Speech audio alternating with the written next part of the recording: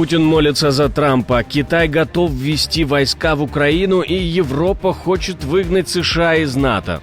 Обо всем этом расскажу подробнее в эфире «Нехта». Самые важные и интересные новости. Конец энергетического перемирия объявляют в России, обвиняя во всем Украину. Что теперь? Киев согласился на выборы и должен решить вопрос с оккупированными территориями, говорит спецпредставитель Трампа. Прорыв в медицине, полное восстановление после инсульта теперь возможно. Спасибо, что смотрите, спасибо за доверие. Не забывайте ставить лайки, не забывайте оставлять комментарии и не забывайте подписываться на каналы. Все это очень несложно. Поехали. Российский МИД объявляет об окончании так называемого энергетического перемирия. Интересно, как за одну неделю российские власти успели огласить перемирие, якобы договориться о нем и его же нарушить, обвинив Украину. Стив Уитков привез из Москвы портрет Трампа, а Путин сказал, что молился после покушения во время президентской кампании о здоровье тогда еще кандидатов в президенты Трампа. Попросил меня отвезти портрет президенту Трампу. Он рассказал мне историю о том, как, когда в президента стреляли, Путин пошел в местную церковь, встретился со своим священником и помолился за президента. Не потому, что тот был президентом Соединенных Штатов, а потому, что у него была с ним дружба, и он молился за своего друга. И я вернулся, передал это сообщение нашему президенту и передал картину. И он был явно тронут этим. Стивен Уитков, доверенное лицо Трампа и его спецпредставитель по Ближнему Востоку, выступил с громкими словами в интервью пропагандисту Такеру Карлсону о своей поездке в Москву и о том, что произошло после этой поездки. Он уверяет, Киев дал согласие на проведение президентских выборов, несмотря на военное положение, которое юридически делает это невозможным. Но куда резонанснее то, что прозвучало дальше. По словам Уиткова, главный вопрос мира – это статус оккупированных России территорий. И вот тут начинается настоящая мина под весь переговорный процесс. Уитков заявляет, цитирую, «Там прошли референдумы, люди хотят остаться с Россией, они русскоязычные, они уже под контролем Москвы», конец цитаты. Интересно, по мнению дипломата, все русскоязычные под контролем Москвы, а англоязычные тогда под контролем Лондона? При этом спецпосланник Трампа даже не стесняется ссылаться на референдумы, которые весь мир признал фиктивными, проведенными под дулами автоматов. Но и это еще не все. Уитков добавил, что Украина не станет членом НАТО, и якобы Зеленский с Ермаком уже это понимают. Но, опять же, якобы обсуждается некий пятый пункт, как бы дать Киеву защиту, не принимая его в альянс. Обо всем этом расспросили эксперта, человека, который следит за всеми политическими процессами долгие годы, заместителя директора Украинского национального института стратегических исследований Вячеслава Потапенко. Он лицо официальное, он представитель, аудитория многомиллионная. Поэтому даже если он и не думал, что он говорил, все равно последствия его слова имеют.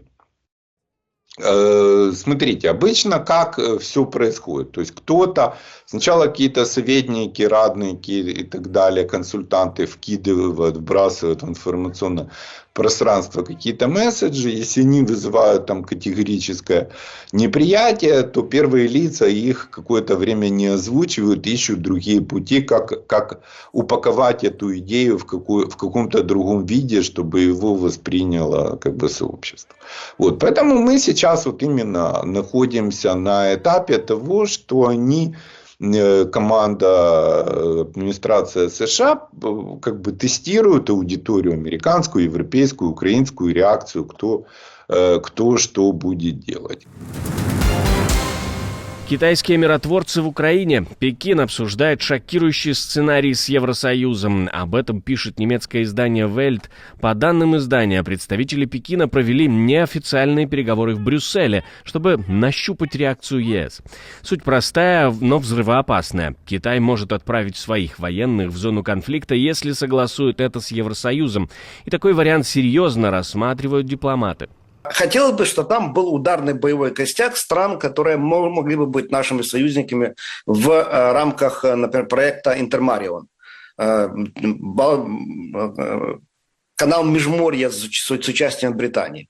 Но пока я слышу и о бразильцах, и возможных участия китайских вооруженных сил, и Бангладеш, и Индия, и другие страны также могут участвовать в этом контингенте.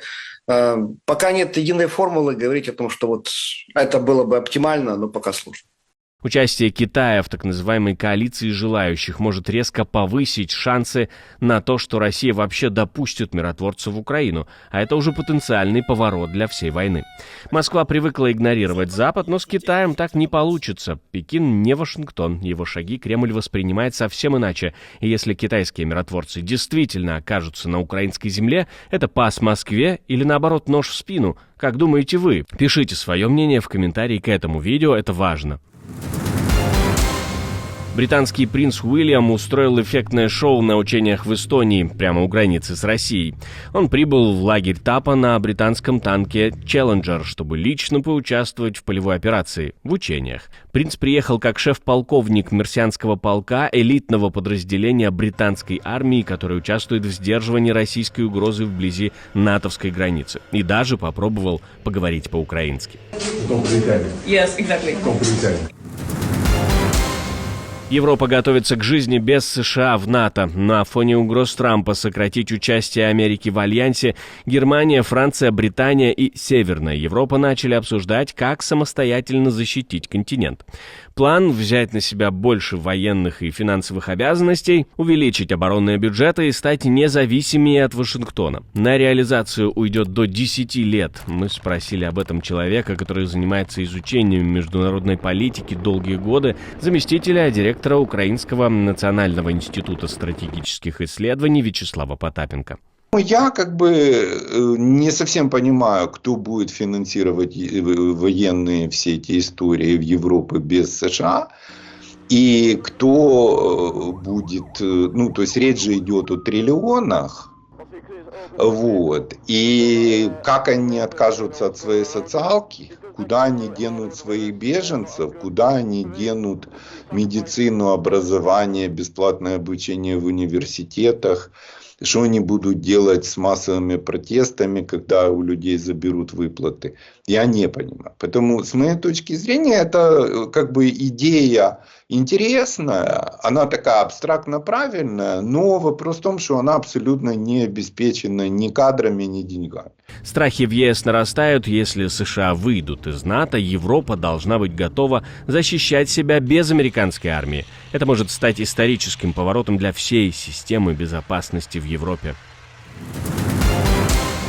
Тысячи людей по всей Словакии вышли на митинги, приуроченные к 7-й годовщине убийства журналиста-расследователя Яна Кутяка и его невесты Мартины Кушнировой. Пара была застрелена в феврале 2018 года в своем доме в городе Велкомача, расположенном к востоку от Братиславы. Люди обращаются к премьер-министру. Кроме того, они обвиняют Роберта Фицо в пророссийской политике, авторитарных замашках и предательстве интересов страны. Один из главных лозунгов митингов «Словакия – это Европа». В Кошице на митингах заявляют, министр обороны капитулировал перед Кремлем. Людей бесит не только политика, не только само событие, которое произошло 7 лет назад, но и действия властей. Фицо заморозил поставки оружия Украине, а его правительство теперь говорит, что помогает по мелочи – разминированием и генераторами. Премьер-министр не отступает, он утверждает, что протесты – это манипуляция, и якобы даже предупреждает об угрозе госпереворота. По его словам, за митингами стоят, цитирую, структуры, связанные с границей.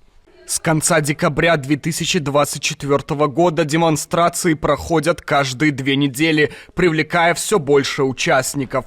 Причиной послужил визит Фицо в Москву, редкий для европейского лидера шаг после начала войны России против Украины. Там он встретился с Владимиром Путиным, а вернувшись, заявил, что Словакия должна пересмотреть свое членство в западных альянсах. Прозвучал и другой сигнал. Премьер хочет тишины. Парламентский вотум недоверия он просто заблокировал, настояв на закрытом заседании под предлогом секретной информации от спецслужб. Словакия оказалась на острие политического конфликта. Один лагерь требует быть с Европой и поддерживать Украину, другой тянет страну в сторону Кремля. Пока ясно одно точно: Фицо сталкивается с самым серьезным вызовом с начала своего правления. Как долго он еще сможет держаться на плаву, как думаете? Пишите в комментарии свои мысли, это важно.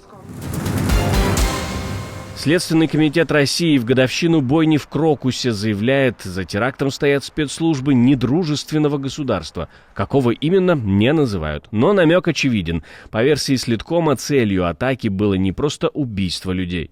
Террористический акт спланирован и организован спецслужбами недружественного государства в целях дестабилизации обстановки в России. Для его совершения привлечены члены международной террористической организации. Напомним, 22 марта 2024 года группа террористов ворвалась в концертный зал перед началом выступления группы «Пикник». Открыли огонь, устроили пожар, в результате 146 погибших, более 500 раненых. Пострадавшими признаны более 2200 человек. Исполнителей задержали при попытке бегства через Брянскую область. Всего обвиняемых по делу 27 человек. Прорыв в медицине. Ученые нашли способ полностью восстановить мозг после инсульта. Экспериментальный препарат DDL-920 показал поразительные результаты. У мышей после тяжелого кровоизлияния восстанавливаются все двигательные функции. И не просто становится лучше, а реально возвращается контроль над телом, благодаря восстановлению поврежденных нейронных связей в мозге. Это не очередная перспектива в будущем. Клинические испытания на людях начнутся уже в ближайшее время. Если эффект подтвердится, это может стать революцией в лечении инсульта, от которого ежегодно страдают миллионы. Лекарство, способное перезапустить мозг после одной из самых страшных болезней, звучит как научная фантастика, но, похоже, это становится реальностью. Спасибо, что смотрите, спасибо за доверие. Не забывайте про лайки и комментарии, не забывайте подписываться на канал и про кнопочку «Супер спасибо» тоже не забывайте. На этом у меня все. До встречи и хороших вам новостей.